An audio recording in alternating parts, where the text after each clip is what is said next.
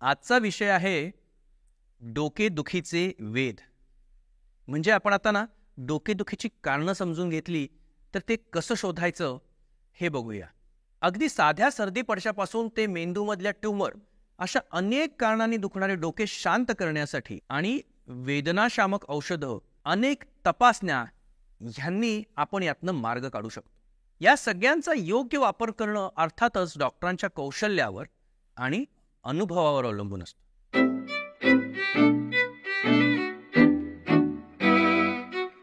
डोकं नेमकं कुठं दुखतं आहे, कधी दुखतं आहे, कसं दुखतं आहे, काय केल्याने आराम पडतो आहे, ते अचानक सुरू होतंय का त्याची धारणा एकदम गंभीर आहे, ह्या अनेक गोष्टींमध्ये आपल्याला प्रश्नांची उत्तरं शोधायला लागतात. आणि विशेषतः जर कुठलं उत्तर सापडलं नाही ना तर ती डोकेदुखी मानसिक तणावामुळे पण असू शकते बरं का. पण असा निष्कर्ष काढण्यापूर्वी काही प्राथमिक तपासण्या, काही महत्वाच्या तपासण्या करून मग हा निर्णय घेतलेला चांगला असतो. फंडोस्कोपी ही अशीच एक सोपी आणि परिणामकारक तपासणी आहे. त्याच्याशिवाय डोक्याचा एक्स-रे, सीटी स्कॅन, डोळ्यांची तपासणी या सुद्धा गोष्टी निदानास मदत करतात.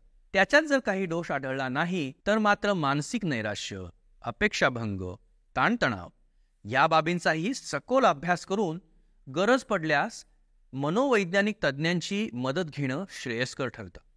डोकेदुखीच्या काही दुर्मिळ प्रकारांचाही मागोवा घेणं इथं इष्ट ठरेल.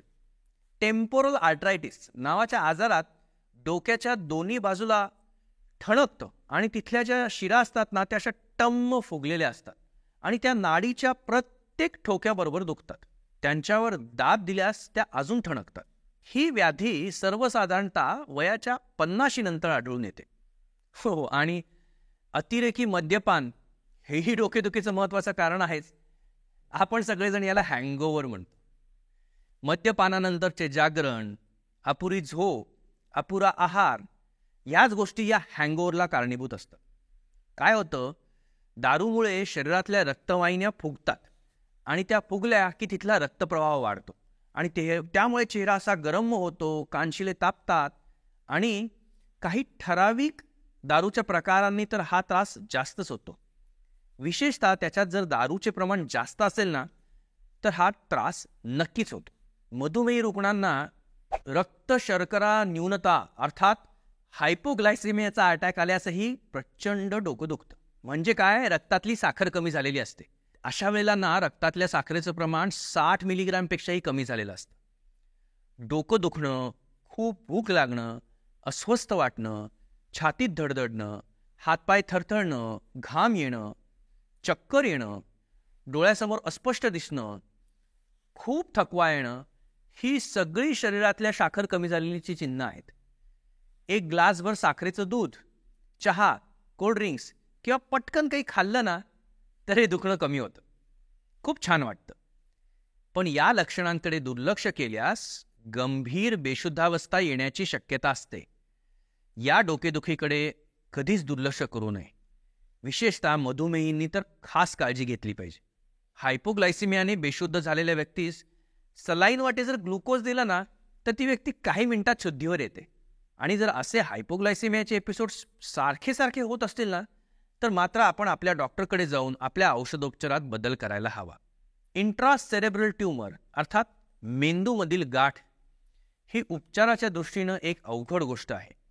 डोकेदुखी, व्यक्तिमत्वात होणारे बदल, विस्मरण, निर्णयशक्तीचा अभाव, वेळ, जागा आणि व्यक्तींचं भान नसणं, कधीकधी वेड्यासारखं वागणं, एकाच नाकपुडीला गंध अथवा वास न येणं, विभ्रम ही चिन्हे मेंदूच्या पुढील भागातील ट्यूमरची लक्षणं असतात. मेंदूच्या विशिष्ट भागात आलेल्या गाठीची विशिष्ट लक्षणं असतात. पण वाढती डोकेदुखी, फिट्स, लकवा अर्थात पॅरालिसिस अशी चिन्ह निश्चितच गंभीर समजायला हवीत.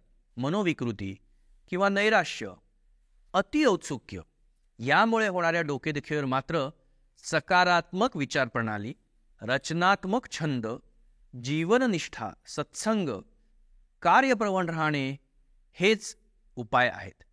डोकेदुखी गंभीर दुश्चिन्हांसह असेल अर्थात उलटी, दृष्टीदोष, फिट्स, बेशुद्धावस्था, भ्रमिष्ठावस्था तर ताबडतोब हॉस्पिटल गाठणे फायद्याचे असते.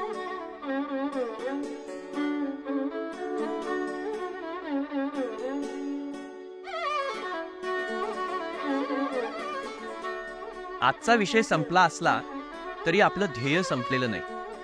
आरोग्याविषयीची संपूर्ण माहिती आणि मार्गदर्शन आपण यापुढील ऑडिओ व्हिडिओतही असंच चालू ठेवू. ह्या पुस्तकाची पूर्ण लिंक सोबत शेअर करत आहोत.